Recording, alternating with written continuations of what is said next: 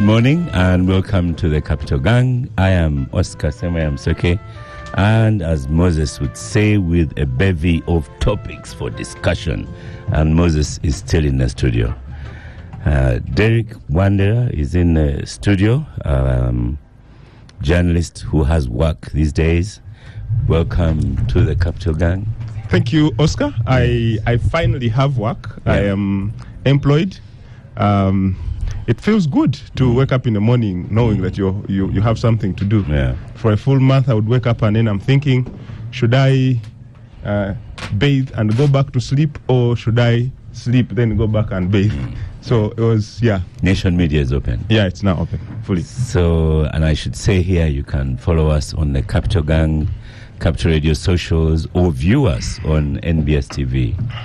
And still with you, Derek. Yes. You were at a book launch. Tell us a little bit more about that book. Teddy Warrior, Son of a Nile. Yeah, Oscar, this book exploits quite many... Exploits is a negative word. No. Explores, yes. Okay. Explores so many issues, indignant issues. I am yet to have the interview, in-depth interview with the author, Teddy Warrior, yes, Teddy Warrior. I'm yet to have an interview with him. He's actually, I think you're the same tribe.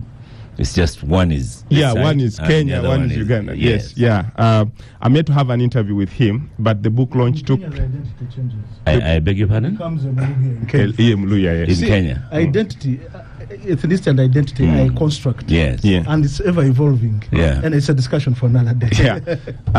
The book launch took place in Jinja at Bidco headquarters, titled "Son of the Nile." Quite an interesting read. I have not, to be honest with you, read it. I interacted with the author, but we haven't gone in depth into. Professor Maggie Chigozi was. Professor Maggie Chigozi was there. There were chief guest. She was the chief guest, and there were so many other guests who were there. Most of whom are writers, including some very dignified journalists in the region. I'm hoping to interview him today afternoon or tomorrow, so that we can get like the depth, and I'll be writing a review for the same. Yeah. Edgar Tabaro is in the studio. You're most welcome to the Capital Gang, Edgar, once again. Well, thank you very much, Oscar. It's a beautiful week. Yeah. My big girl graduated from law school yesterday. Congratulations. She's third generation lawyer in the family. So I'm elated, ecstatic, and the weekend is... Makes you feel old, because I've had some girls graduate as well. And you think you've taken them up to there. True, yeah, sure. She's 22, and I am joining the fifth floor in November. So it feels like I've come of age. Yeah. I've come of age. I hope she's much nicer than you, Edgar. Every generation has to chart its own path. And I don't think I'm the worst person around.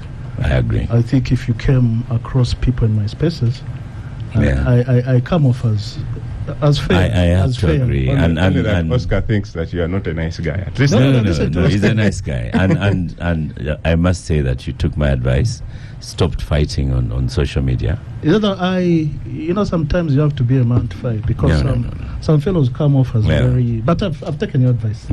Stop fighting. There are better things to put my time to and energy. Like the person you're going to introduce next. That is... That is the discussion. Yeah, indeed. So I thought that we had interacted before, and quite frankly, before you even introduced him, I was elated and humbled. We're doing an export, and chatted with him through a WhatsApp, and got back to us and got us his country manager at the time to. You're going to introduce him, and I'm impressed and humbled to be in his presence. Uganda Airlines is in the studio. We have Atto Garma Wake. Teach me, how do I say these names? Wake. And come to the microphone. Girma is my name. Girma is the name.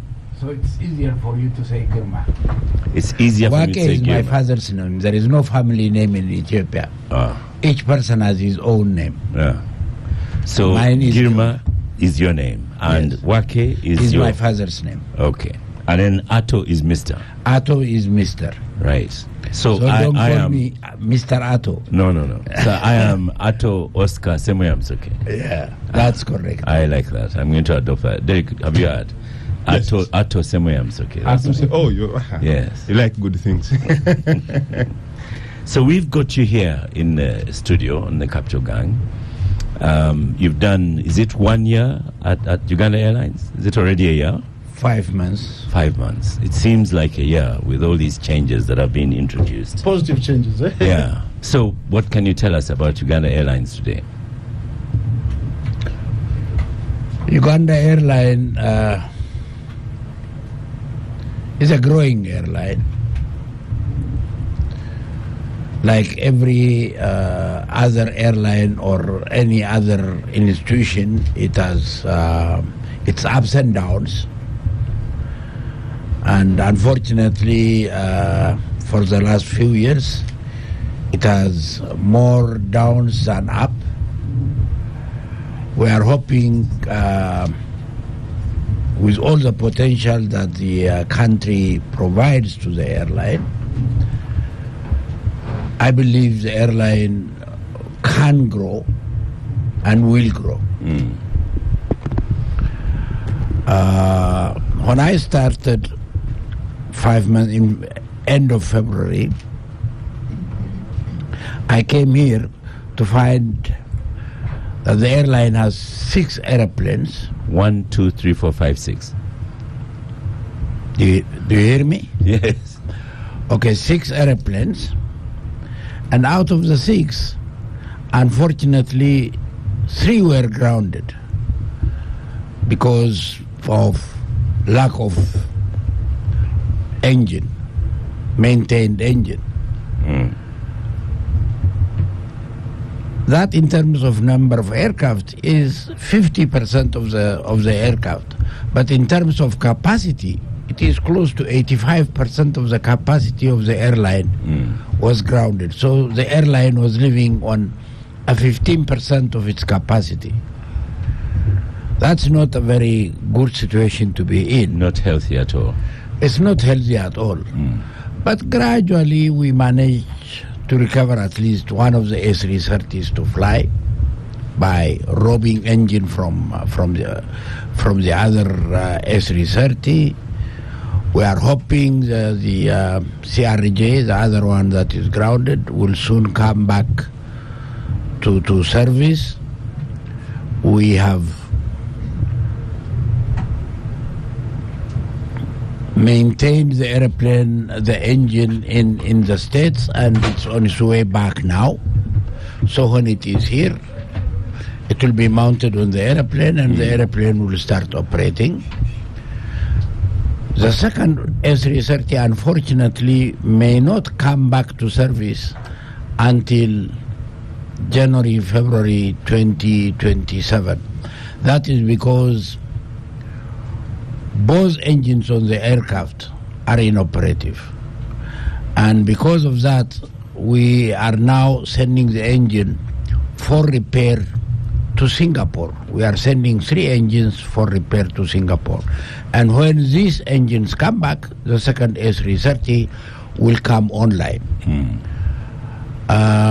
With what we have and a wait-list airplane, we are covering schedule. And we have minimized cancellations, we have minimized delays. Staff are working very hard. Government is very supportive. I think there is every indication that we'll come out of this problem and grow the airline. So you've worked with Ethiopian Airlines before and you retired from there.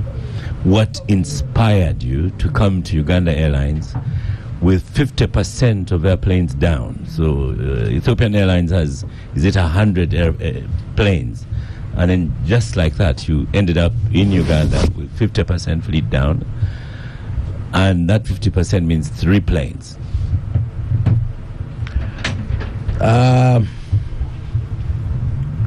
I retired from Ethiopian Airlines in 2011. I was happily retired until I got somewhere else and went to help another African country where I worked for 5 years. And then I said, second retirement. Yeah. I went back home, Rested. tried to retire, Yeah. and then a call came. I had to go to another African country. And for me, I am an Ethiopian, but I believe I am a nationality of every African country. To me, if all of Africa does not grow, if all airlines in Africa don't grow, one airline growing alone is meaningless. Yes, Ethiopian Airlines is big, 170 airplanes, a lot of destinations. But that was not Ethiopian Airlines 30 years ago. That was not Ethiopian Airlines even 20 years ago. It is, growing an airline requires vision. If you have the vision, everything else will come in.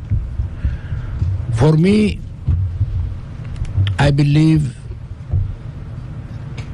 with what I have seen in different parts of the world. I worked in the Middle East for a long time. I traveled extensively within Asia. I worked in Europe. I had most of my training in the States and Canada. And going around the world, I see the opportunity in Africa is much bigger than the opportunities that we see everywhere else. Where we lack is the vision and the commitment to make it work. And if the vision is there and the commitment is there and everybody supports and pushes in the same direction, there is no limit to where African carriers can go. Today, close to 80% of traffic from Africa to the rest of the world is carried on non-African carriers. And to me, when African carriers say, this airline, this other African airline is my competition, I laugh. How can you talk about competition on 20% of your revenue when 80% is taken by an outsider? So we should focus on regaining our share from the big market, not from the 20 market, from the big market. And we should support one another to do that. I like that.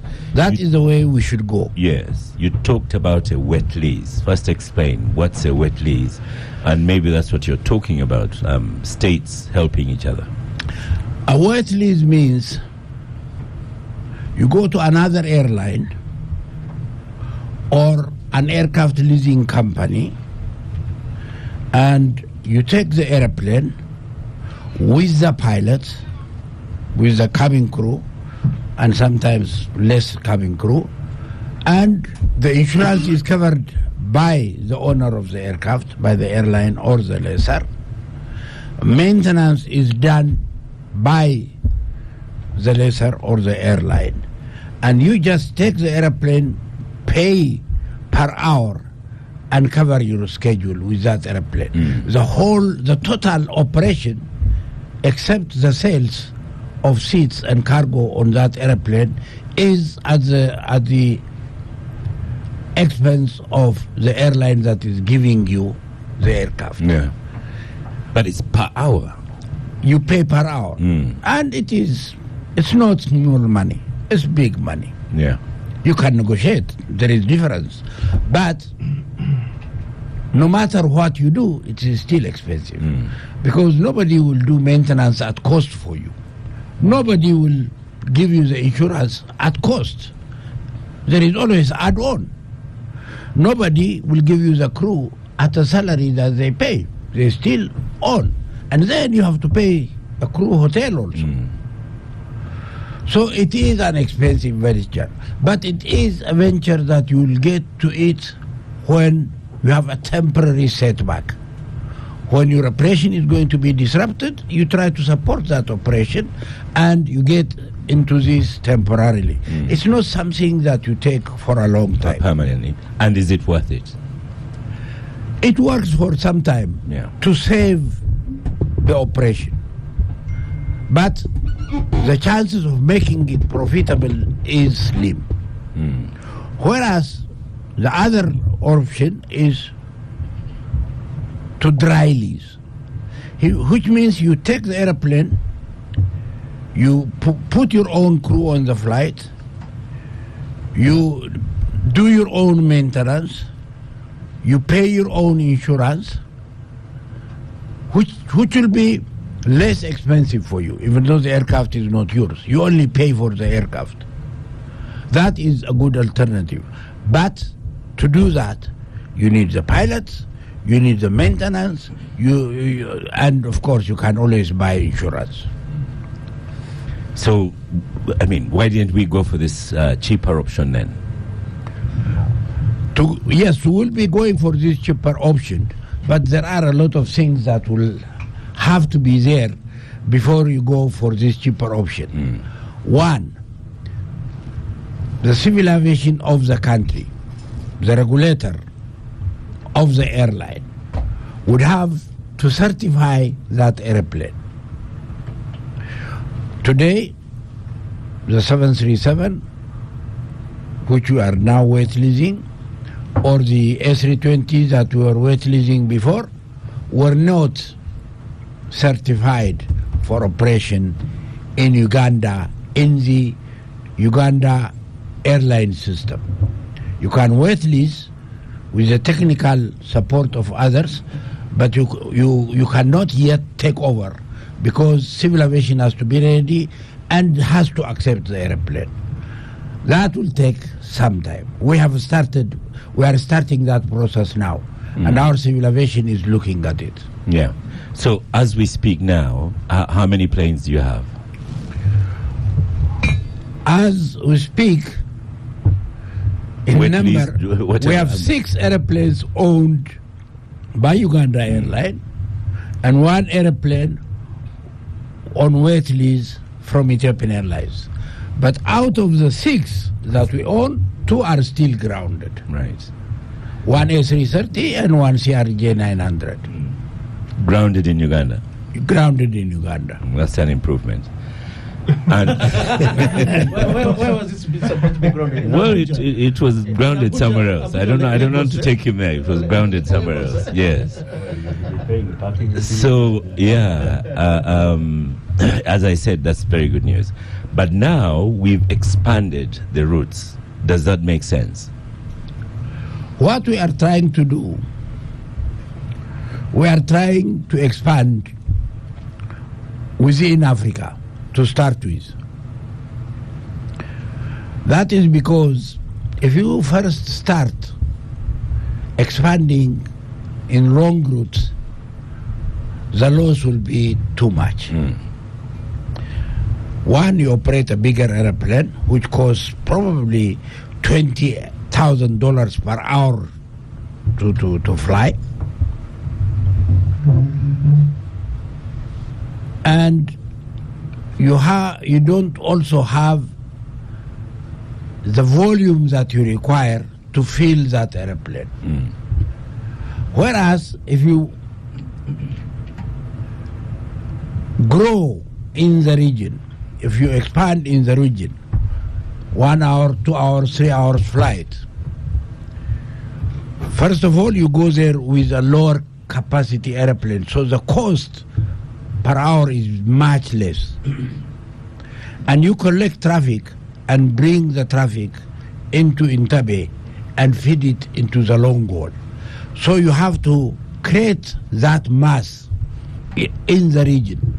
That is why we are expanding into Kigali as of November, into Ghana in end of October, and into many regional airports in Congo, in Cameroon, everywhere around the region. Gradually we'll go, but for now we only added 2. We are only adding 2 immediately, but gradually we'll add more before we really expand into the international operation. Yeah. Rwanda, I can understand, but do we have Ugandans and passengers going to Ghana? Yes, well, very much. You see, the concept have to be understood. No airline can fully depend on point-to-point traffic. What do I mean point-to-point traffic? On traffic between Ghana and Uganda only. Yes, that traffic is important, but you just can't depend on that alone. You have to depend on the traffic, for example, from Ghana going to India, from Ghana going to South Africa, from Ghana going to Harare, Lusaka, from Ghana going to Dar es Salaam. You have to channel them through Entebbe. That is the way you build the volume that you require. Positioning. You call that positioning. So you're positioning yourselves. Yes. And that connectivity is what an airline needs to be strong. I can tell you, you heard Emirates is carrying over 100 million passengers a year. Compare that with the total population of Dubai. Yeah. Total population of Dubai is nothing. But why is Emirates strong? They connect people from Australia to North America, to Europe, to Africa, to Asia, everywhere. That is the type of thing that we have to build. Even in our case in Africa, Ethiopian Airlines, over 80% of the traffic traveling through Addis does not even see Addis Ababa. I'm one of them. That is how we should build. Yeah. And that is the concept we have to take and understand and work towards. And Boeing? You signed up with Boeing? Yes, we did. We signed for 8 airplanes with Boeing, 4 737 MAX, which will be delivered in 2032, all the 4, and another 4 787-9, which will be delivered to us in 2033. Very positive. I want to put a political question to you because Honorable Lydia Wanyoto is in the studio, a minister. So if she wants a plane, she calls up and says, Garma, I want a plane. And I fly to Bali. Yeah, I want a plane to Nairobi, and I want the plane to wait for me. How are you combating things like that? How are you we love our ministers, but if they buy a flight, a seat on an aircraft, on that ticket we show the departure time. They have to be there to meet that standard. They have to set examples for others. We cannot hold an aircraft for people because that airplane probably carries 200, take A330, 258. One minister late, hold 257, it doesn't sound right. Even for the minister, it is no good. So we will not encourage that. So you've not had the call saying, No. No. Fortunately, no. Fortunately. So we hope. Nobody asked me that type of thing. Right. And I have heard from ministers, they barely made it. But everybody kept their time. I have not seen one so far who says delay the flight. Just 2 more questions from me. What's our technical capacity as of now? Engineers, pilots, cargo operations. How do we fare, for example, in comparison with Ethiopian Airlines? It's not a fair comparison. It's not a fair comparison because this is an airline that is 6 years old and the other one is an airline that is 80 years old. In terms of pilots, we are not doing badly. There are a good majority of our pilots are Ugandan. But gradually, we will have to add more. Yes. And in terms of technicians also, we have some technicians. But having a technician is not enough. The technician will have to have the facility. Where can he maintain an airplane if you don't even give him a hangar? We don't even give him the tools. It will be difficult. But we are developing that. And fortunately, we have people who are doing their best to meet the requirement. And they are doing very well on the CRJ, for example. But we have, at the moment, we are using outside service for our airplanes. Gradually, we have to bring it in. Train more technicians, bring facility, build a hangar, and gradually do our own maintenance. But it's a good start. Yes. I have one of my boys is one of your pilots. I'm very, very happy with him and his growth. The media, you had very poor media, poor publicity before you came in. Uganda Airlines was enjoying very bad publicity in the media. These Wanderers here were writing things about... The Wanderers were promoting the interests of KQ. They were quoting actual things. Please say journalists, don't say the Wanderers. That's what we meant. They are quizzings. So all this bad, what have you done to combat it? Tell the truth. Yeah. You see, we have to communicate enough. We are not communicating enough. We are not, let alone the media. I don't know if we have even been telling our own passengers that there is a delay on time. So we have to improve our own communication inside. That's one.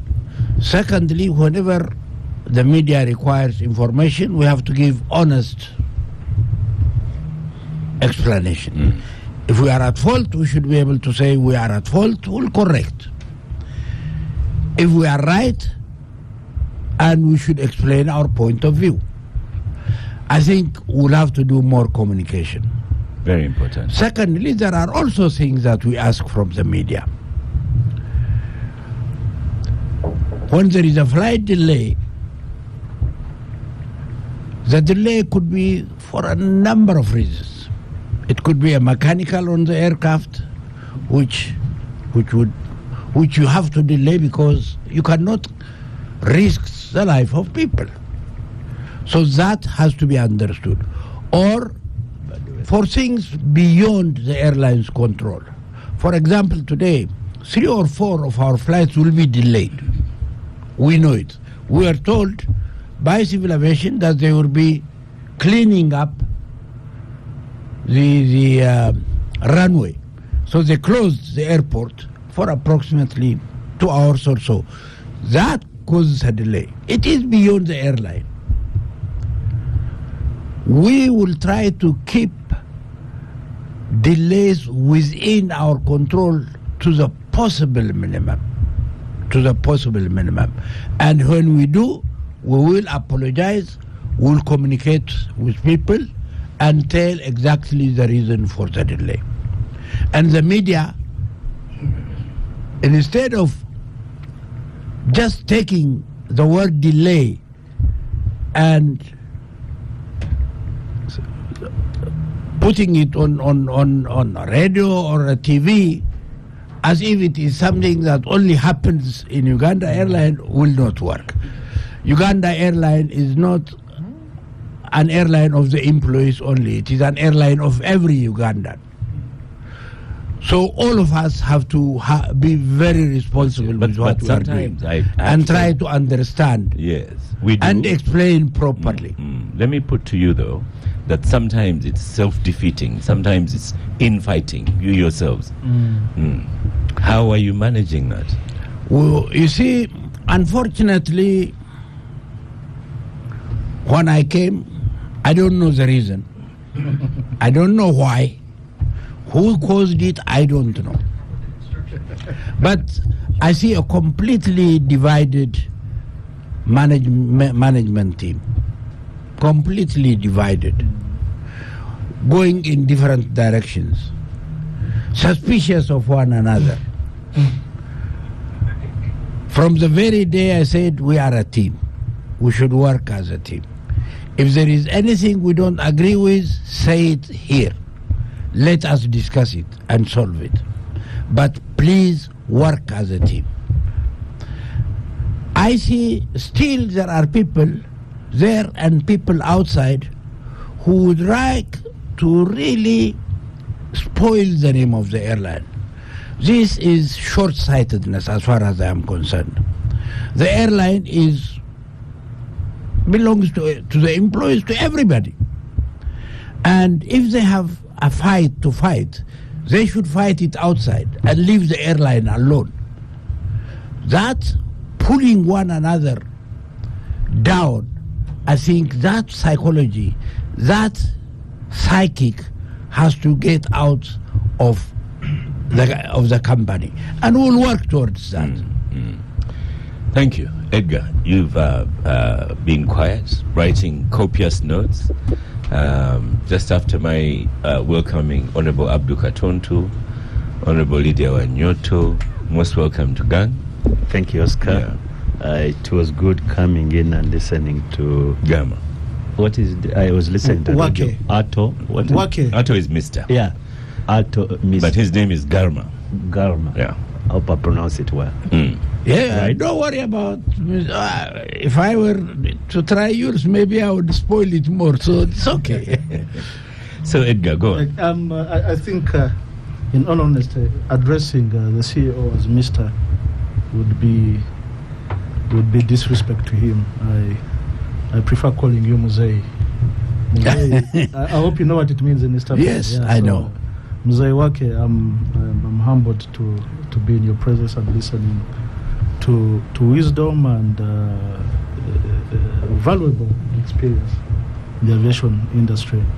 Before I entered, I had an opportunity to chat with him, and I reminded him of our interaction when he was still at the helm of Ethiopian Airways. We were involved in the export of meat products to the Middle East, and you text a CEO and he texts you back, calls his country manager to come and meet you. Those of us who have lived long enough in this country, you know how difficult it is to get the CEO, and particularly the one he replaced. We come from the same locality, and we had interacted when we were younger. But when the person became CEO, it became very difficult to reach her, even where you had advice for her. So it's very refreshing to have such a name at the helm of Uganda Airlines, and he's been very open. He's been very open and told us these are the issues that we have, these are the problems that we have, but this is what we are putting in place to address the problem. So, and more importantly, he's talked about management. Mr. Katonto, Honorable Katonto, you'll agree, you've gone through many processes of establishing your own law firm, growing it, managing human beings in Parliament as chairperson of many committees. A manager is one who achieves results through what? Other people. So if you are very repulsive, if you are very combative, you're likely to break a team rather than build it. So it's refreshing to hear that we have a person at the helm and the biggest problem indeed at Uganda Airlines has been the personnel, the human resource, has been the leadership. Now that we are sorting that out, the rest we can give supportive. But more importantly, I'd like to raise a few issues in route expansion, route acquisition and expansion. There are big markets within this region I don't think we are tapping into critically. The DRC, yes, we do have a scheduled flight to Kinshasa, although it's now suspended because of Ebola. But there are some cities, if you acquired the fifth freedom rights, you pick passengers from Bunia, Beni, or Goma onto Kinshasa. You'll be able to feel maybe up to 70%, and who knows, even maybe higher for those seats that you sell on those routes. Then Burundi is still under-serviced, Bujumbura, because they don't have a national airline, and they are overwhelmed by numbers. Because I have an office in Burundi, in Bujumbura, and I used to travel there on a weekly basis. So there's a part of DRC that is not serviced at all by international airlines. That is South Kivu and Tanganyika. And they all converge at Bujumbura. And many times making connecting flights to places like... But Uganda Airline goes to Bujumbura. Yeah, it goes to Bujumbura, yes. But I'm saying it's under-serviced. Okay. They send the CRJ and sometimes, the cargo. On many occasions, we've had our cargo, our luggage, even where you're a priority passenger, left. But there's a very good customer care gentleman you have there. I'll tell you when you get off the show. Who really, he tries to put up a good. Sometimes he routes it through KQ in Nairobi to get us in time. But many times it's overbooked because of the passengers coming from Tanganyika provinces and South Kivu, and many times even the cargo. The CRJ, I think, takes only about two tons. Two tons of cargo. That really can't serve. And it's also the same challenge you have with Kinshasa. The cargo is not enough. And having said that, the handling on arrival at Entebbe Airport, when you, especially there's that Burundi, the Bujumbura flight that comes in the morning. When it also arrives at the same time with the one from Dubai, and I think also from Johannesburg. Now, you spend 50 minutes in flight, then you spend 2 hours. To get your luggage. Mr. Muzei Wake, please do work on that, because it doesn't add well for business. Spending 2, and let me tell you, and there are only 2. What are these? The checking points as you're getting out. They're also extremely slow, and our customer care has never been the best, especially for some of these people holding public positions. But you realize that's CAA, not Uganda Airlines. You see, they must be supportive. Yeah. They have to work hand in hand. This is the aviation industry, and I'm a Ugandan who consumes the services, and I'm putting it out there. So I think you have few personnel handling luggage on the ground. It's very critical. Then, talking of that, every airline has a lounge for its what? Priority customers. Well, quite frankly, it's heartbreaking that you go to other cities. You go to Bole, you go to which are the other connecting hubs? Nairobi, JKIA. You'll see. You go to Kilimanjaro. You go to Julius Nyerere International Airport. You find Air Tanzania, very nice lounge. Very nice lounge for its priority customers, and particularly and priority customers. I'm not just talking of business class and first class. There are people who are supportive. There are people who are supportive of Uganda Airlines. You really need to give a what? For instance, we gangsters, you can give us access to them. We give us access to. So we need to have that supporting infrastructure for Uganda Airlines, but also we must be honest with ourselves, especially these quislings of the Monitor and its sister paper, The Nation, that have been promoting KQ by giving negative stories of Uganda Airlines. Stop pointing at me. I'm going to sue you. I'm a lawyer. I'll hire the best lawyer. You will plead justification. Justification. Yeah. So we have to be honest with another. Tell Ugandans that Uganda Airlines is not going to make profit in the short run. It's not going to make profit in the short run. Tickets don't really bring profit for airlines. So we have to develop, we should make it known to Ugandans that the airline is a supportive, it's like infrastructure. It's like building a road. Some roads don't have economic return, but nevertheless you have to improve connectivity between cities, between towns, and also for political reasons. So it's supportive of tourism, it is supportive of trade, it's even diplomacy. When you're opening a route to Ghana, you are facilitating movement of public officials. We are supporting the movement. He was in the Pan-African Parliament, supporting movement. So I know you want me to get off, but there are two other things I need to raise. Your leased aircrafts. The times I've flown on your leased aircraft, I've found the service really first class. I mean, the cabin crew, the speed, the customer care they give you. The wet one or the dry one? The wet one. I'm talking of the wet one because the wet one comes with the crew as well. Yeah. Yes. Well, we've been told that dry lease is not yet possible in Uganda, but generally speaking, Uganda Airline service is very good. It's very good. It's very good. Wet or owned.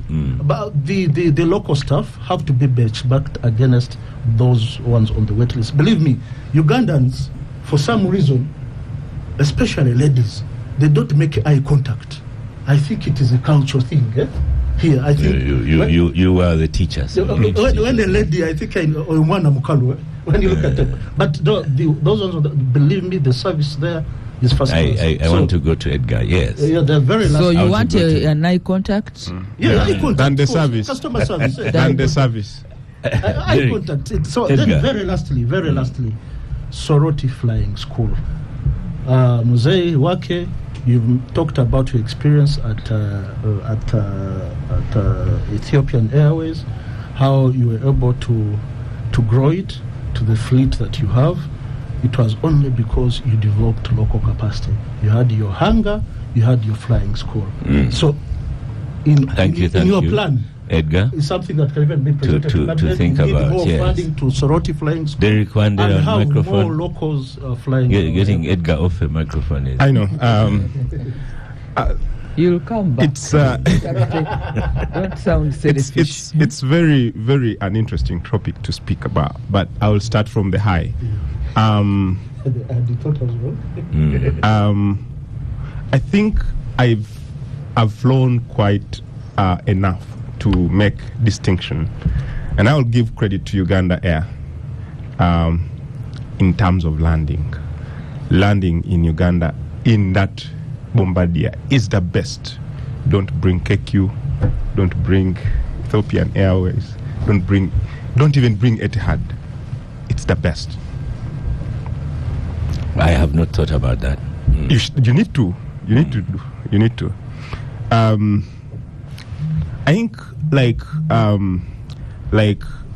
Muzei said, talking the story Uganda Air is not just his job or the job of Shakira or the job of the cabin crew or whatever. It's an entire job for all of us as Ugandans. I get a little bit disappointed when Edgar here is pointing at me and saying that I've been promoting KQ. I don't think so, actually. I would prefer to sit in my Bombardier any day, any time, rather than sit in a KQ, and I have my own reasons. But you know that we need to also be very, very, particular in how we address some of these matters. We know that Uganda Air is a growing and probably one of the youngest in the region in terms of business of flight. You can look at KQ that has been here for quite a number of years. Probably we're making 7 or something like that. We have I think enough time. We have a lot of room to improve on so many things, so many mistakes that we've encountered. We've been pointing out issues of internal fights and stuff like that. As a journalist, you be there, and someone from within, probably even a cleaner, is sending to you an authentic document or an internal memo. Oh, this one was fighting this one was fighting that, and then you run around and do your double checkings and stuff, and the story is adding up. So do you throw the story, could you publish the story? So those are some of the issues that need to be addressed, the management issues at Uganda Air. You've spoken a little bit about it, because previously the infighting was spilling out. Absolutely. It was spilling a lot, and I good enough, I've kept quite in good contact with Uganda Air through Shakira, and I know that you have a very, very good PR manager, and you need to, look at so many issues, especially when it comes to communication. I'll speak on the side of journalism. You see, I think the media is going to play a very huge role in promoting our airline. It's going to play a very huge role. I want you to take advantage of the media houses, media practitioners, but even individuals that can come out and explain these matters explicitly. There has certainly been a vacuum in terms of communication, in terms of how much information is released. For instance, even when you talk about the delayed, flights, when are they communicated? How are they communicated? How much information gets out there for someone to understand why this flight has delayed? I think that's an area that needs improvement. Even if it were there, probably that because of the infights and stuff like that, you don't have even enough room to bring out as much information. I know for sure, I've been talking to some people within. You are not even sure whether what I'm going to bring out in terms of communication is going to land me into problems. Communication is key. Let's use the available means of churning out information to make sure that the biggest problem has been lack of information. That someone will land onto something very small because they lack information, because there is no context at all, they will run with it. Nature hates vacuum. They will run with it. And before you know, it's getting onto the wrong side of our airline. And I think this is one thing that you and the PR department and whatever need to look at very importantly. Because I have had quite a number of a lot of information.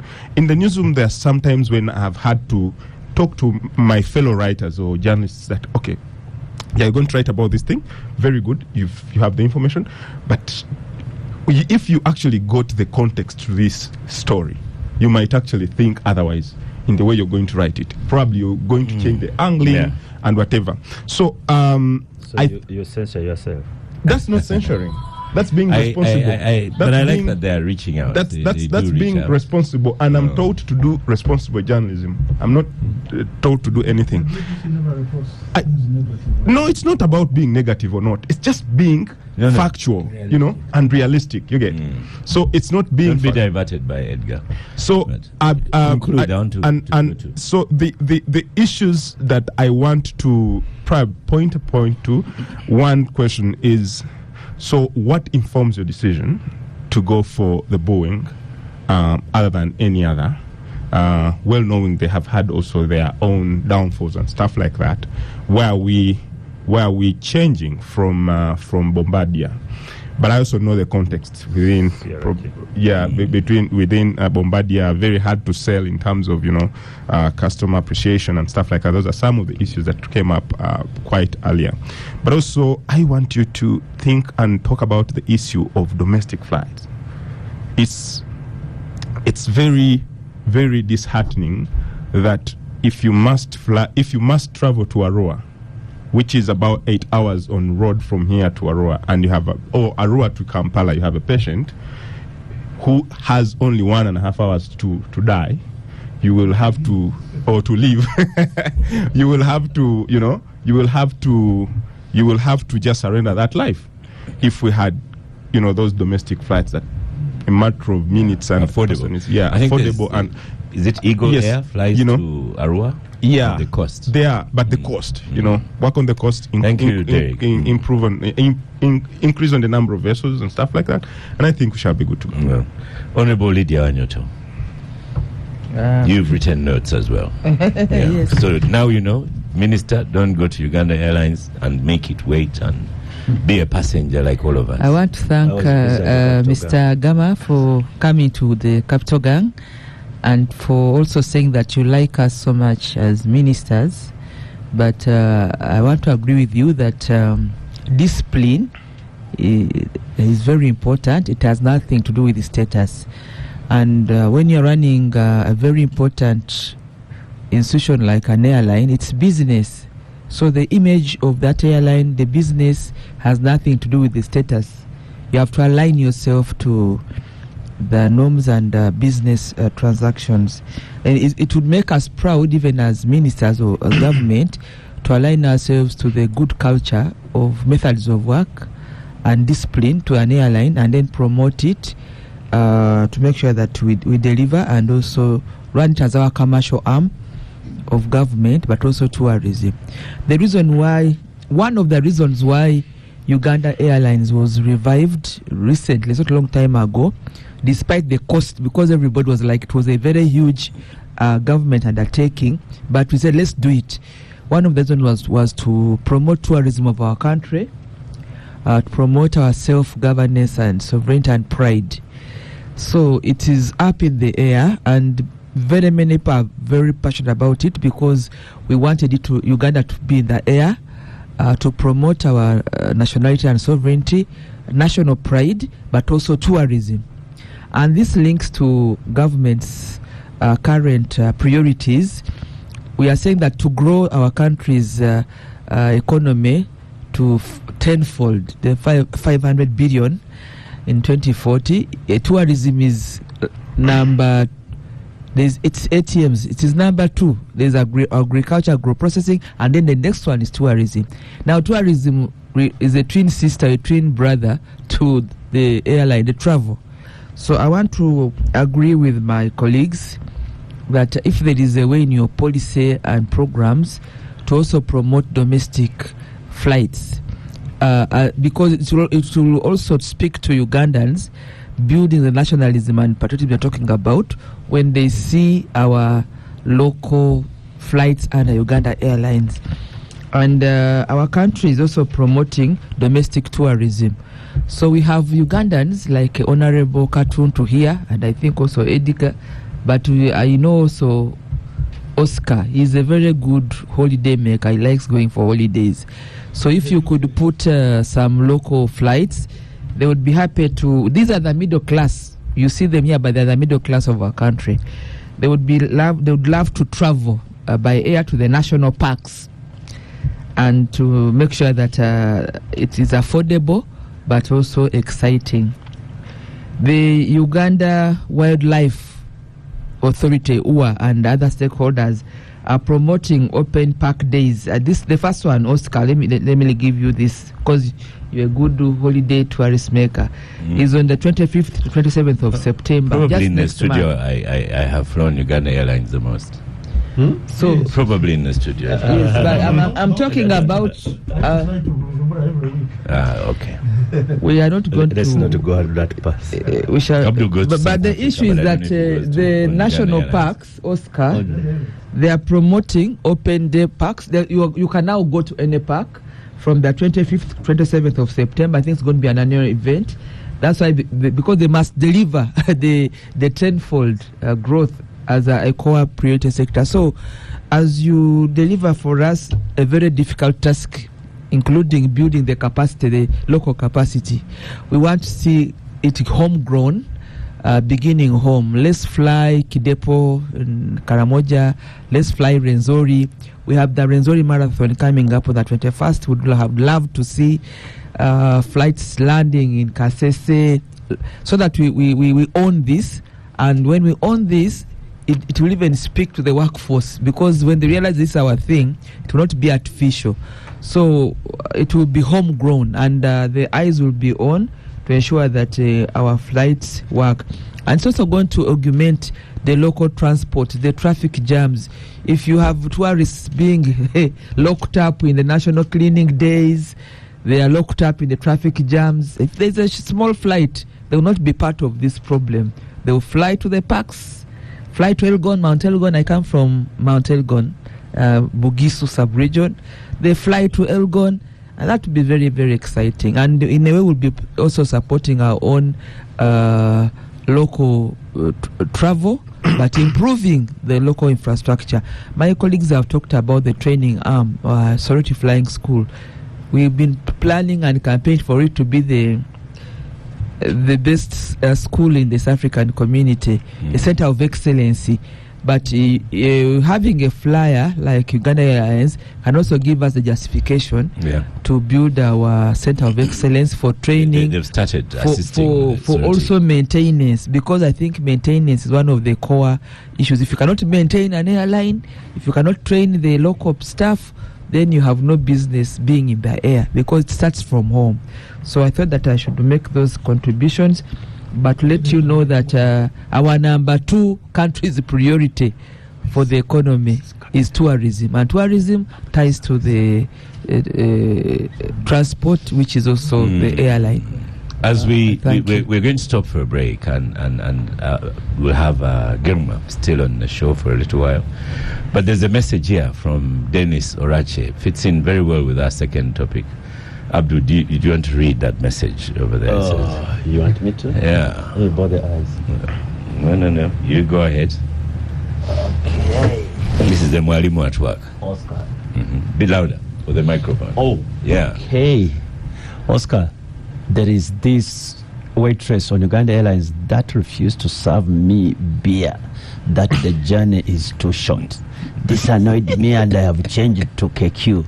At least I can taste some drinks on my flight. Tell those people that we need beer, irrespective of the condition. And he is Dennis Orach. And the discussion Did you have to, Musomesa, did you have to tell me to read things about beer? Capital Gang on the... Do welcome back from the break. I am Oscar Semwe on the Capital Gang. Honorable Abdul Katuntu is coming on microphone. You can follow us. You can follow us on Capital Radio or NBS TV. Abdul, we've had this argument in the break, and we're saying sometimes the airline itself would press self-destruct. Yes, and sometimes it's good to be patriotic, as everybody is saying around the desk. My sister Lydia calls it national pride and so on. But when I walked in, Muzei was talking about, to be candid with each other. That's the only way you can grow business. And if we don't sometimes shout ourselves hoarse about the mistakes, then they grow and they become big challenges. But listening to you, it is the first time. I think there's a fresh air. There's a fresh air. Sometimes people who manage institutions fail them or grow them. Oscar, one time I had a meeting with the president when I was chairperson of commissions, statutory authorities, and state enterprise. And we raised one issue about management of the state enterprises and commissions. One subject came up, that the sort of boards they appoint to manage, to oversee these institutions, sometimes we get job seekers. They are not value additions. If you are going to manage a very complex business enterprise like Uganda Airline, then you need a value addition, somebody who has an idea about an airline. But if you have been managing waiters in a hotel and tomorrow you are the AD of this national airline, it becomes a big challenge. So be nice, Abdul. Oh yes, let me try to be. He's very polite. And when I listen to him, where he has worked and so on, if the country is really expecting some dividend, so look here, this is value addition to this institution. And you see, an airline is very, very complex.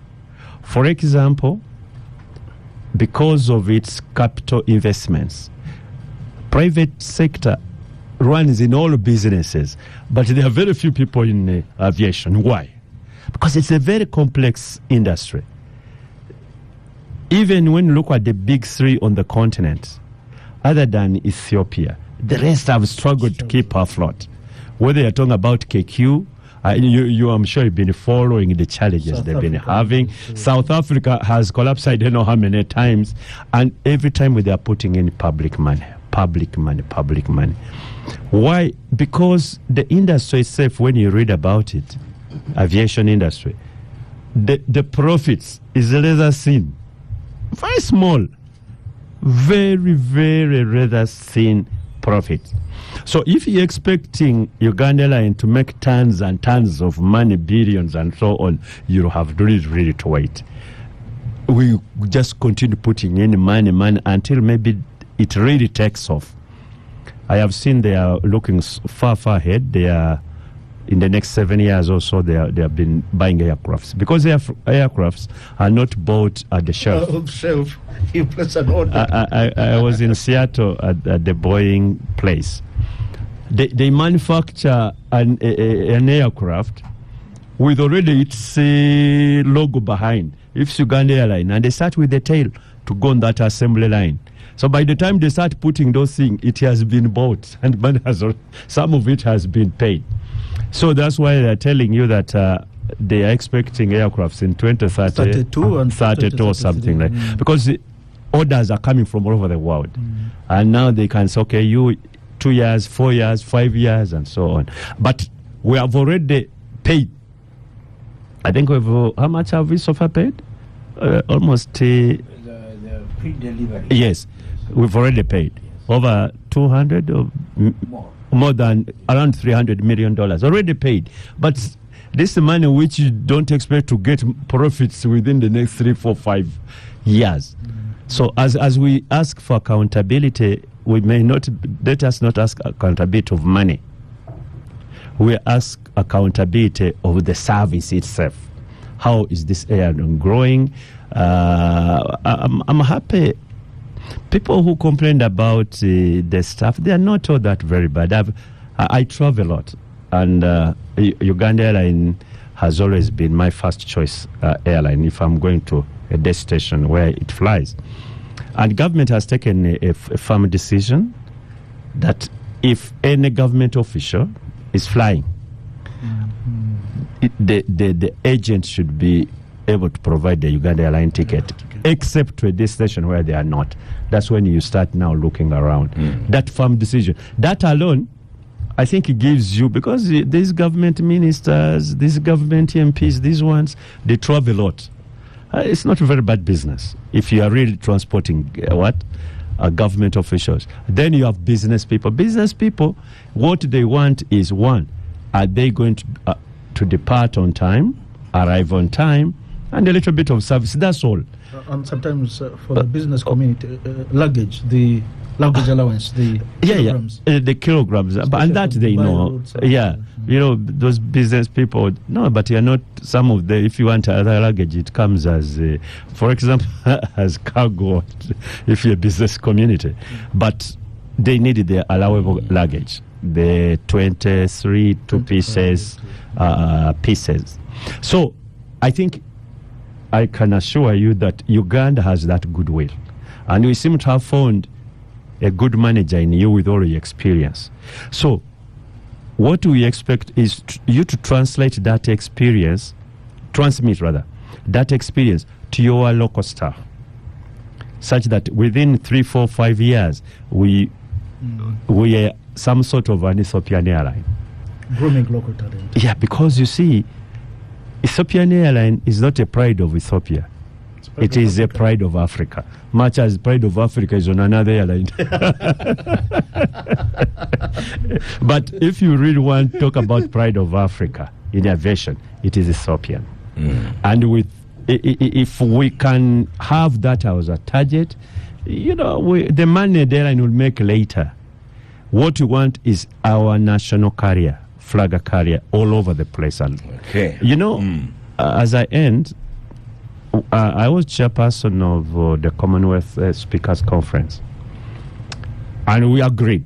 I invited Uganda Airline. You'll ask those staff. I said, look here, why can't you become a carrier on this? The next meeting I called, they sent a junior staff. Oh, Jesus. I was so annoyed. They sent I was so annoyed. Because someone who couldn't make decisions. And he couldn't. And we looked at this, and I don't want to go into it. It happened, and it's all over. So sometimes the opportunities. Here we wanted to, even when we were inviting the speakers all over, Commonwealth speakers all over, we were telling them, no, our carrier is going to be Uganda Airline. So try to look for any connectivity with Uganda Airline. We thought we would be promoting our airline, and if you provided a good service, sometimes if those speakers or those institutions, parliaments of the Commonwealth, are flying in either in Nairobi or what, by the way, we can fly to Entebbe and then take to where? Go to Nairobi and so on. That's how we promote an airline. Because an airline, Oscar, it's not about, like, of course, we are saying, tourism, we need local flights here and so on. Sometimes that's not very good business for these airlines.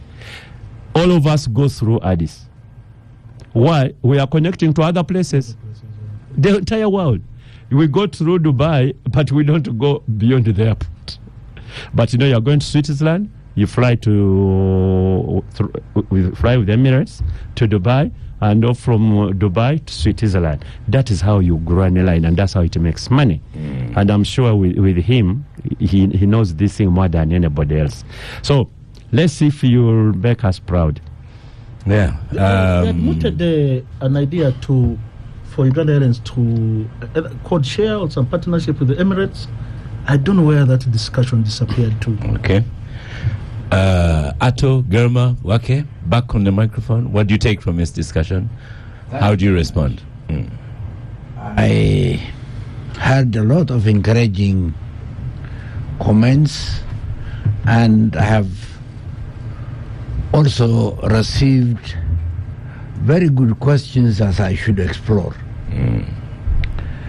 Social media is liking you. There's a Gene Dynamics that says, this is how someone who knows what he's doing speaks. No defensive face saving, just actual industry facts. Thank you. However, I fear politicians will hinder him. Okay. Let me comment on some of the things. Domestic flights. The first time I came here and we were talking about what to do, which airplane to keep, which airplane to get rid of.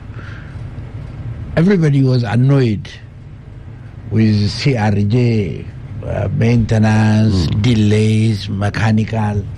I say no, we'll keep the CRJ, because the CRJ is what you need for domestic operation. I said, this country, neighboring countries have the big five. Wildlife. This country has 7. The big 5 plus 2. Plus 2. Epps and nobody has 7. Nobody has 7. So the tourism potential of this country is not only the number of tourists who come here. If we do it right, we can even attract some of the tourists that are going elsewhere. And I will mention one thing that I know for sure. People go to Rwanda to see gorillas. They drive 2 hours to reach the gorilla area. The gorillas are limited, but they give it a proper attention. Tarmac road to the place. Good hotel at the place. So what happens? People pay $1,500 to see the gorilla. Uganda has more gorillas than Chigaf. But to reach the gorillas, you have to go by surface 11 hours. In a country that they don't know, tourists find it difficult to really venture, unless they are really adventurous, for an 11-hour road journey. So my suggestion, and I've been talking to our minister also, I said, look, build an airport in those areas, and we will be the first ones to fly to these points. Wow. So we and you don't have to build a sophisticated airport. You build fair length runway, a small tukul, clean, with coffee, with bathroom. Don't even imitate international terminal. Build something local that will look like the place, and you will attract a lot of tourists. A lot of tourists. This is one. Number two, there are these CRJs gradually will be entirely for domestic. That's our intention, and we'll do that. As soon as we get a replacement for them in the regional flights, we will use them for domestic. Soreti Training School. By the way, I was in Soreti on Wednesday. I went to visit it. Why did I go there? In our negotiation with Boeing, we said we are not only buying an airplane, we are buying something more than an airplane. We want support to develop our infrastructure. We need support to build capacity. And we said we want an internal capacity. There is a school called Sereti, where most of the pilots, most of the technicians in East Africa were trained. Let us revive that. And they agreed. We even asked them, allocate money for this. They allocated money for Boeing? this. Allocating money? Boeing Smart. allocated money. Smart. Giving them equipment, giving them tools, giving them even curriculum help. Wow. So, since I pushed Boeing, I said, let me see what the school looks like. So I went there. I was pleasantly surprised. Very good facility. Yes. And when I went there, they were graduating 8 students. 5 from flying school and 3 from engineering. And I said, I'll take all the 8, even though I have no budget, because I need them for tomorrow. And they told me they have financial problem. Said, we all have to work together to get you more. I said, I even get you trainees from outside to come and be trained here so that you can build. Because with my contacts, I will be able to do that. So we are trying to build Soreti. My next mission is to take Boeing people to Soreti, show them, and get them to commit to support the school. So that is one. And I tell you, if everything works for me, the next 5 years graduates, all of them, I want Uganda Airlines to take them. Because I don't want to start with people who are already twisted. It's better for me to get fresh mind from school. Yeah. Fresh mind from school and mold them to build the airline in a way that we want. That's what we do in Ethiopian Airlines. There is no other way to get out of this. We are working on that. The communication, yes, I hear you 5 by 5, loud and clear.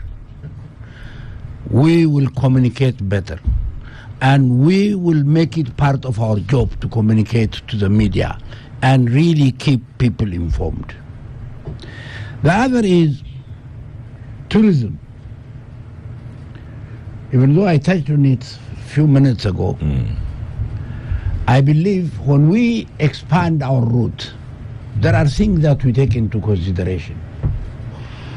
We would say profitability does not come tomorrow morning. But I am one of those people who came from a different school. An airline should be able to stand on its own.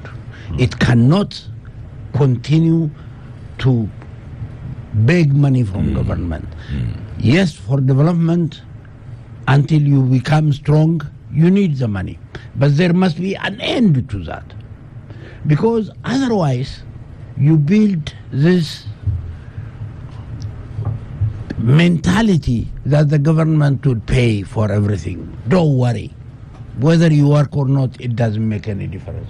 We don't want that. We don't want that to happen. People have to believe they are there to work, and if they don't work, they have no job.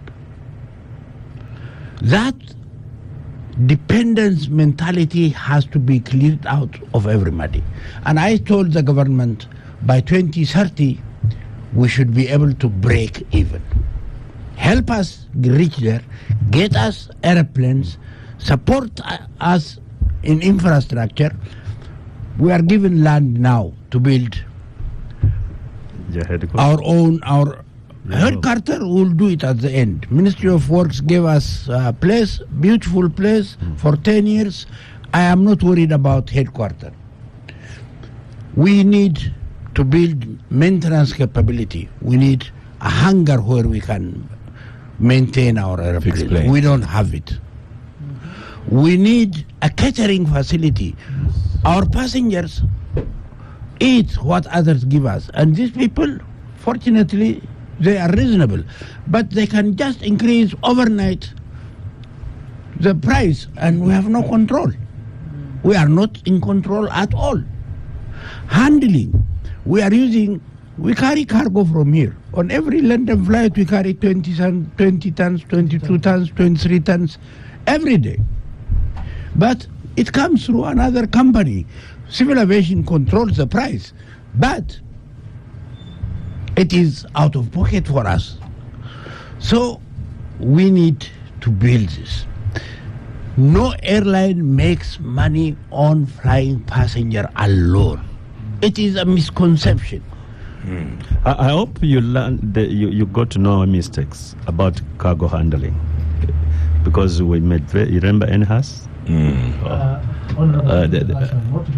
Okay. We had a problem, and I hope you are correcting it, or you've studied it. We are working on it. Okay. And for your information, as of next year, third quarter of next year, we'll have the first freighter, 737 freighter, because one of our responsibilities is to improve the export of this country.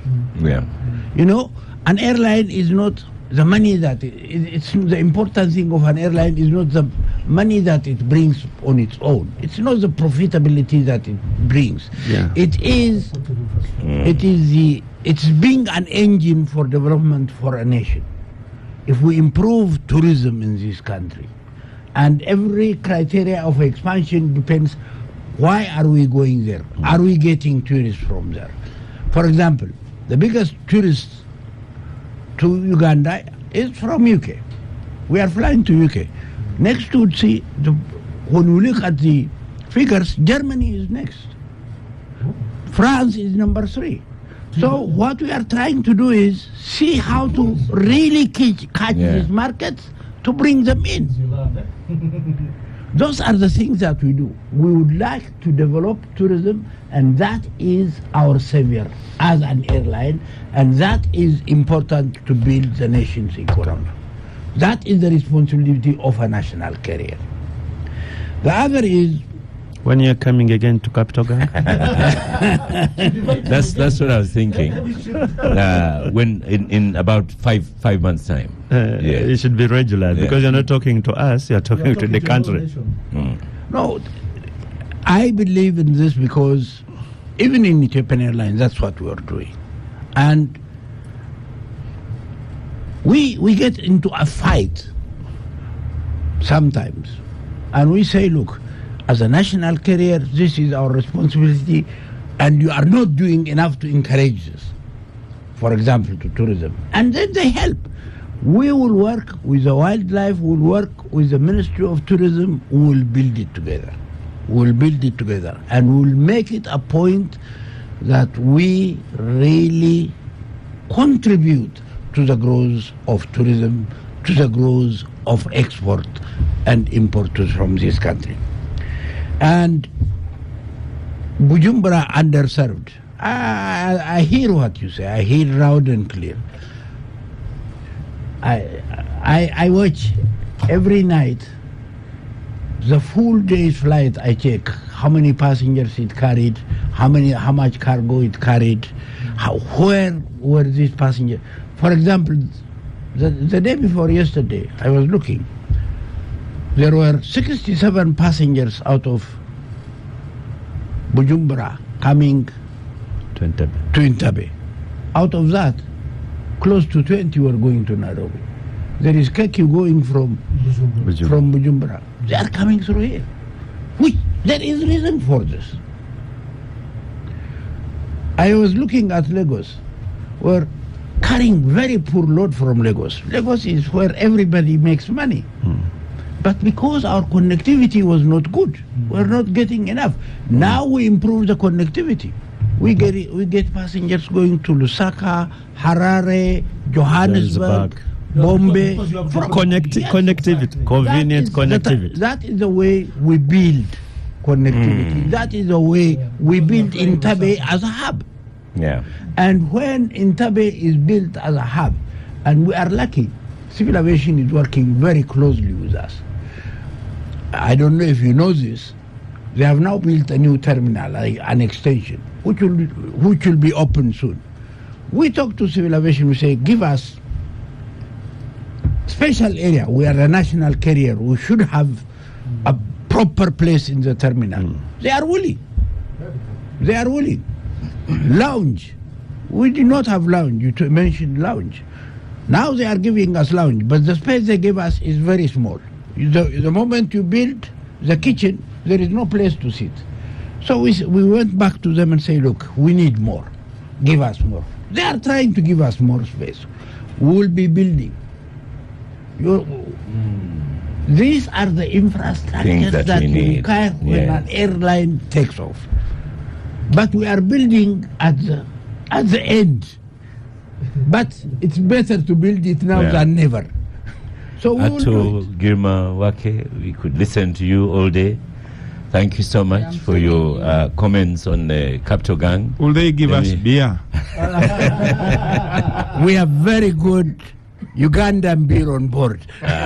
Excellent. We're going to stop for a break, and then after the break, we'll go to that very topic of beer.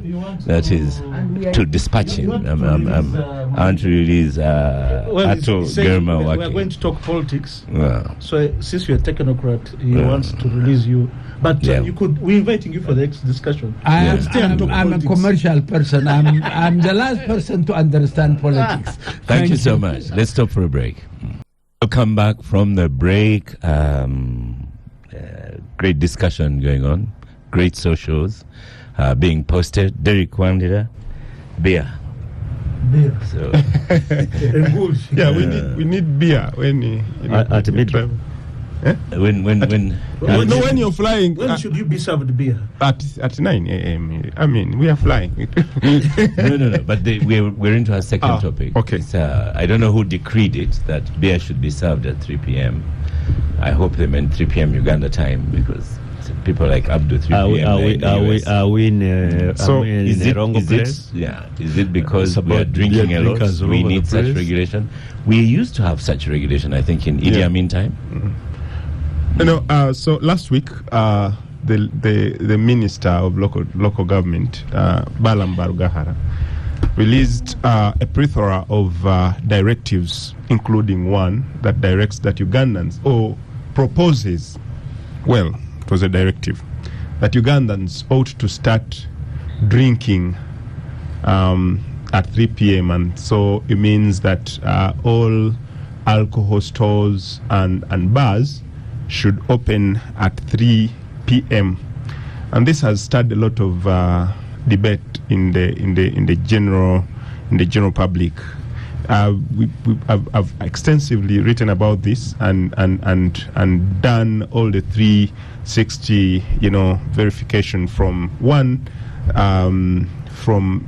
local laws and provisions within the law about alcohol control, but also looked at what do the citizens think about this, and then also expanded it to our neighbors, but also the globe. How are they managing these directives in terms of controlling the time when beer is sold, when the people should begin drinking? And there has been a mixture of reactions, really, from the public to the constitutional lawyers to the leaders, but also the movers of this directive. I understand that in 2023, August, the former MP of Tororo, woman MP Saro Pendi, came up with a private member's bill that was called Alcohol Drinks Control Bill. Under it was improving the standard, the quality of the drinks that we do partake here in Uganda in terms of alcohol, the time, controlling or regulating the time when bars should be open and closed, among so many other proposals, and the bill was shelved. Up to today, it has never been brought for debate on the floor of Parliament. Probably it was brought a number of times, one or two, but it never was passed. Last year, an MP, I forget his name, came with more than 20 different. Dan Kimosho. Yes, Dan Kimosho came with more than 20 different alcohol brands on the floor of Parliament, and all of them probably they had sales of the UNBS, but he says there were 120. He had only brought 20, so there was another 100 left, and all of them he probably was very scared that they might be below standard and stuff like that. Just last week, we saw Rwanda banning. Rwanda banned a number of our products in terms of alcohol, and so for me, in my reading and what I've been reporting, I know that Rwanda has a very, very, very stringent regulation on the time for drinking. They open at 5 for weekends, 5 for weekdays up to 1 a.m. Open at 3 for weekends and end at midnight, and 2 a.m. Beyond that, you can't drink. You can't be found in bars, and bar stores, or alcohol stores cannot sell. Similar with Kenya, I have drunk in Kenya. It's hard to tell whether they are so much enforced though. And Tanzania, it's even harder, and because for them it's between 5 and midnight for weekdays, and then about 4 and midnight for weekends. So there are arguments that have come from constitutional lawyers saying that Uganda has a very it has a very difficult terrain to pursue to achieve this. For instance, they say our working hours are not regular. There are people who work in shifts, who work in the night, and then would like to partake their beer in the morning. There are people who work in the morning and would like to take their beer in the evening, and there are people who work in the afternoon and would like to. So it's very hard. Yeah. But also they also bring up the point of when you look at our economy, it's a free market economy whereby people sell. You do not have only designated places for drinks like alcohol. You find someone is selling their flour, maize flour, selling cooking oil, but also selling alcohol. So if you close them down, then they are not going to be able to sell the other things. So they have a mixture. So it's a very. Let's go to Abdul. Yeah. Thank you. This is a commercial thing. Why can't Abdul speak last on this? No, you can't speak commercially. It's a commercial thing. If you open your bar at 10 a.m., you will not have any drinkers, basically, and then you close down. We lawyers have a principle while interpreting a statute. Mischief. We call it a mischief rule. What is this law intended to cure? the purpose of the law. What is it solving? What is it solving? From hearing from Derek, I thought he would really say, by the way, we have this problem.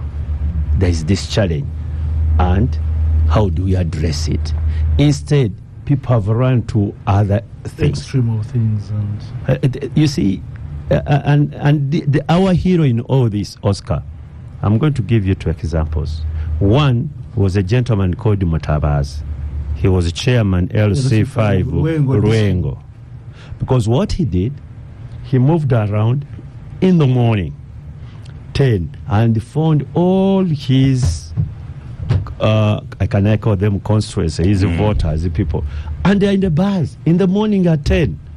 So he did an unorthodox thing. He just got out a cane and started caning all of them. He goes and finds kids, school going. It is a school day, and they are drinking in the morning. Shots. And let us look at what goes on in the villages up country, and go in those local bars. It's not the category Derek is talking about, or people who work during day, others night, and so on. These are people who are supposed to be working. They wake up every day in the morning, and they are busy taking alcohol. And who suffers? Families. They leave their wives trying to toil to look after the kids, and the men are in the bars in the morning. By 2 p.m., they are struggling to walk back home. What does a community do? If you are in charge, you are an administrator, what do you do? So I think let us look at the mischief. And then, is there any jurisdiction where you don't have alcohol control in terms of when, where, and how to sell it, or even who to drink? Because you're talking about constitutional law, but even alcohol, we have kids now taking alcohol. Kids, young kids, are taking alcohol. As in children below the age of 18. Yes. 12. So there is no way a responsible administration will not try to control. However, what is reasonable? I think that's what we should be debating. Is this reasonable or not? Other than saying, no, control, this is our right, people should drink, this is what... That can't be. That can't be. So, in my view, I think we need to debate this. And it's good the ministers of local government have done it. I don't know, because legally they could have handled it differently. They should engage there, because under our law, Oscar, local councils can pass bylaws. And they're effective, they're enforceable. So what the ministers should be doing is to engage the local councils, and they pass bylaws, and they regulate it. You can even look at a particular area where you can say, for us, our regulation starts from, he said 3 p.m.? 3 p.m.? And I said, no, we can set her even at 5. Or another can say, because this is a mining place, half are working, half, then you can regulate the time. But as far as regulating alcohol, I think it's long overdue. And all of us should really support it. Remember, the other hero I was talking to you earlier was a chairperson again of LC5. I don't know whether I was in Rakai. This particular one said, look here, kids in primary 7, we are not performing well. He looked at the results of primary 7. It was Nakaseke. Then he said, no, we can't allow this. Why is my district performing badly? So what he did, he said, no, I'm going to set exams for the teachers. The examiners. And you know what he did? He said the very papers of P7, which they give the P7. And they failed. Then again, the teachers were making noise. The teachers were making, no, how can they test us and so on. And I'm like, what? The teacher is Stop talking about teachers. I need to talk about teachers, especially when the teacher is moderating the show. Stop talking about You see, and this, to me, this was my hero. He's a chairman of a district, and his district was performing very badly. When he set the very exams of P7, which they give to the pupils, the students, half of them failed. And they are the ones teaching this. And the market. Legally, you would have raised the issue of he has no authority. Who is he to set exams for us? We already professional teachers. But he was also trying to address the mischief. The district is doing badly, and these teachers who, I'm sure some of them were the ones who are drinking even at that time. So they even failed the exams they set for their own students. So Thank we you, knew. thank you. No, let me finish the teachers, then you thank me. We're talking about bones. Now the old woman is getting uncomfortable. Yeah. So to me, I think this too related. We have some challenges, and we must address them. And what the minister is suggesting is that can we address it this way? If there is any person who has objection, address the merits of the proposal. Okay. But two, he has to do it through the district councils, and they pass bylaws because it can be enforced. Okay. Uganda. You're coming to microphone, and I should tell listeners that don't we talk have, about teachers. No, don't talk about teachers. But I should tell the listeners we have Star Cafe in the studio, and I hope you've had a good share seated in Ofonopondo's seat. So we don't have beer that Derek would have wanted. I don't know that sitting in Ofono's seat is a compliment. It's a compliment, but I'll try my best. Do we have a drinking problem? We certainly do. The Monitor this weekend has led with a story on the drinking. And No, it was Friday. It was Friday. Yesterday. It's given the statistics. It puts our average at 12.1 liters per persons above the age of 15. It's about the highest in Africa, maybe surpassed by Zambia and. Which Does that make money for the country? South Africa. I schooled in South Africa, and the problem of alcoholism is really it's a big challenge. Now, that's what they are doing. What they are doing. Really, if you've lived among South Africans, and particularly, and you know I have, and particularly the blacks, they are pitiable. Yes, they are pitiable, really pitiable. They are in a bad place, and the leadership there doesn't seem to be improving. It's just getting. So, back to Uganda. Yes. 12. Although the WHO puts it at half that, 6.1 liters. But I think I would go more with the figures of the Monitor, of the Daily Monitor. Your true source of factual information, sometimes malicious, working with Quislings who don't want Uganda Airlines to grow. But on a more serious note, the jokes aside, we have only 100 psychiatrists in Uganda. And some of them, like Dr. Basangwa, are retiring. They should be retiring. Retiring.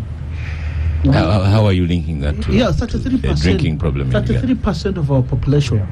33% of our population need psychiatric intervention. Psychiatric, as in medical intervention, and drinking is one of the alcohol abuse is one of the biggest issues. But because we Ugandans and our cultural attitudes, we don't want to confront some of these. Like you remember how HIV was we first feared and what have you. Now, if we the elite, the intelligentsia, also have now to come out clearly and talk about alcoholism. It's a very big component of mental health in this country. And we have very few doctors to intervene. In fact, some of these regional referral hospitals do not have psychiatrists there. They are not properly staffed. And psychiatry services in Uganda are not that, there's always an attempt to improve it, but they are not that adequate for society. So, if the government, if authorities in government have thought it wise to regulate alcohol, I think we should go all the way, not just about the time they open and reopen. And when you're talking about opening times, there is a notorious bar just down the road. I don't want to mention names of bars, but just down the road here on John. You people call this Akasha Avenue, but I insist it's John Babia Road. Just down there, it's open 24 hours. And I was driving here, I saw people staggering from the place. Young people wasting away. On voting day, I was one of the first people at my polling station when the biometric machines did us the service. So I waited till around maybe 11. I drove via Bandari Rise. Young people, they call it blasting away. Advanced stages of drunkenness. And you're like, geez, can we ever build a productive population with this kind of drinking? So, and Honorable Katutu has talked about what you witness up country.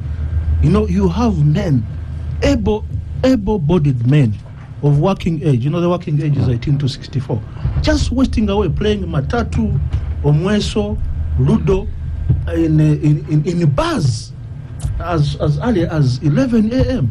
I come from a place called Kijura in Kabarole district.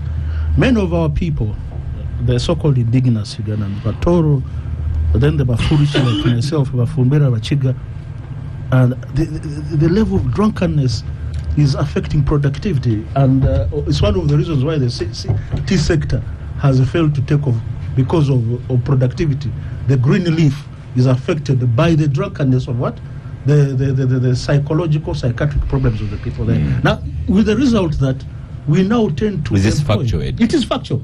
It is factual. These are things you can go and verify on the ground. Now, the people we tend to employ in the villages now where we come from, Kijura, the tea areas, are people from Rwanda. Why? Rwandans bamanyire nako. When they come to Uganda and they are disciplined, they report a job at 7 a.m. Bafuruchi. I don't know, we're talking of Rwandans now. Rwandan no, citizens. When they come here, they are Bafuruchi. Mufuruchi is a Mufumbira and a Muchiga. No. I told you identity is an ever-evolving thing. So when they tend to be Seventh-day Adventist, they are born again. So they are restrained in their drinking and more productive. Now, our unproductive people, you're drinking. Catholics. No, I'm not talking of religion now. You're drinking as early as 10 a.m. Your productivity is low. You get poorer. You can't save. Your health is affected, and therefore we are and a burden to society. A burden to society. So lakini hakuna mara ngine. Let us enforce this with all the coercion that is needed, and maybe. By the way, they can even people can drink in their homes if they so wish. In your home. Because that is not banning. Say, okay, if you drink in your own home, then Derek here can drink Lydia in his house. Honorable Lydia Nyoto, the minister, collective decision, collective responsibility. That circular was issued by the Ministry of Local Government, because most of these issues actually are in the local communities. But beyond the drinking time, I think I've actually discussed it with him.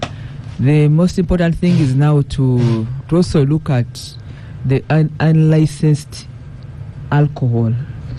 I think that's one of the biggest issues, because it's cheaper and you not find it on the shelves of bars. You know, someone moves with a small thing in the pocket here, at the funeral, at a trading center, but these are a backyard made alcohol, and they have all sorts of names. So they've given them names. There are some which are called stick, another one is called another one is called the swingiri. They have all sorts of names. Crazy cock. But they are brewed backyard. They are not licensed. Others are called kill me quick. And they are actually lethal. But some of them have a lacing of promoting what you would call manhood. So they are also addictive. These men who think they are not strong enough, they take that thing. It's like an energizer drinks. So I think that's another area that is very important to look at, because these drinks are addictive. They are illegal. They are not licensed, and they are very common backyard communities. So you can say people, yes, stop at 3.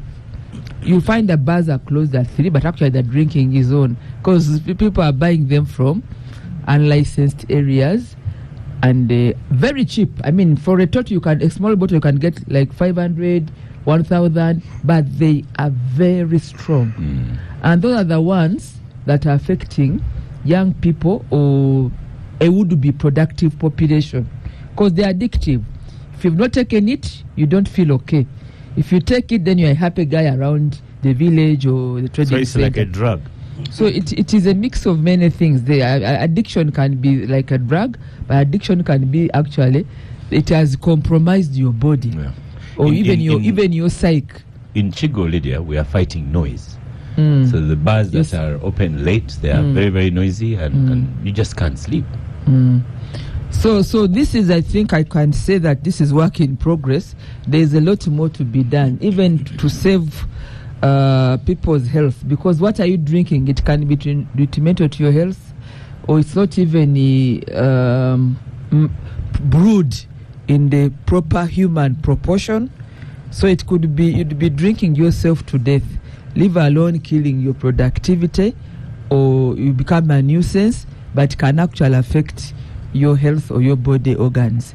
So that area has not been flashed into enough, but it is killing a lot of Uganda's productive population and also time.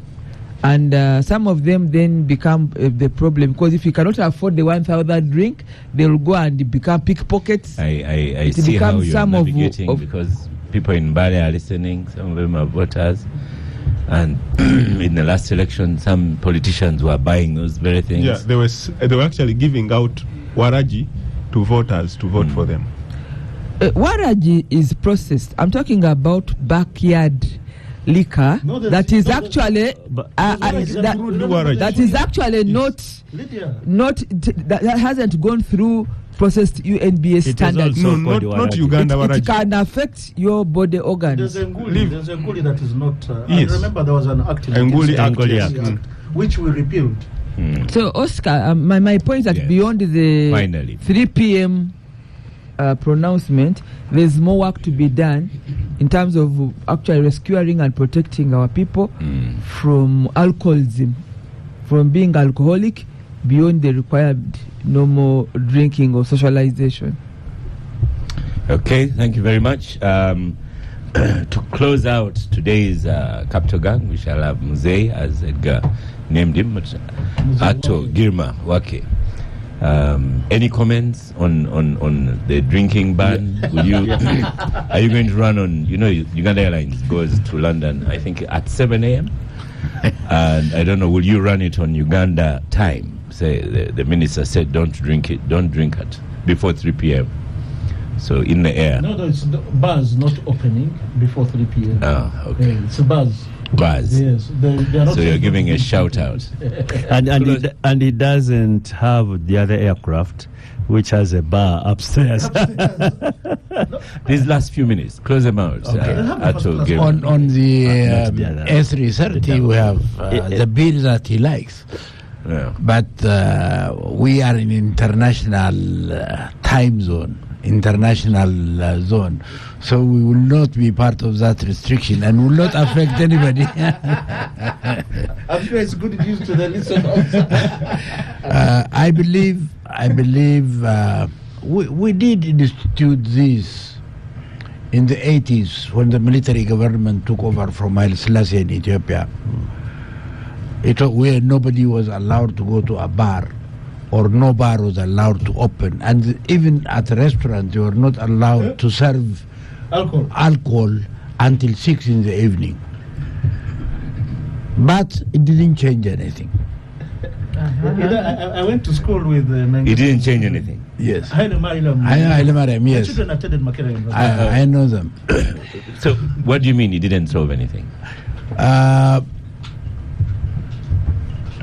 As Madame said, you officially close the bars, but those that are in the street, backyard, are continuing to sell. So people, instead of drinking the known alcohol, went there and started drinking poison. So I think it has to be controlled, but ways have to be found around it. How you would handle it in Uganda, I am sure you know it better. Yeah. So thank you very much. Thank you. Ato Girma Wake, thank you for appearing on the Capital Gang. Thank you, Honorable Abdul Katuntu. Thank you, Derek Wandera, who is now in employment. Thank you. Returned from first leave. Yes, returned from first leave. Thank you very much, Edgar Tabaro. Thank you, Honorable Minister Lydia Wanyoto. Thank you, our usual listeners on NBS and the Capital Gang. I'm doing so many things. They are reading off the screen and such. So I wish you a lovely weekend. I am Oscar Semoya Msoke, and I shall see you next week.